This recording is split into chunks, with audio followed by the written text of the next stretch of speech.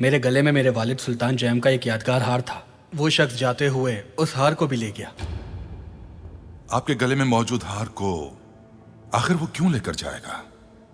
क्या उसमें कोई कीमती जौहर जड़ा हुआ था?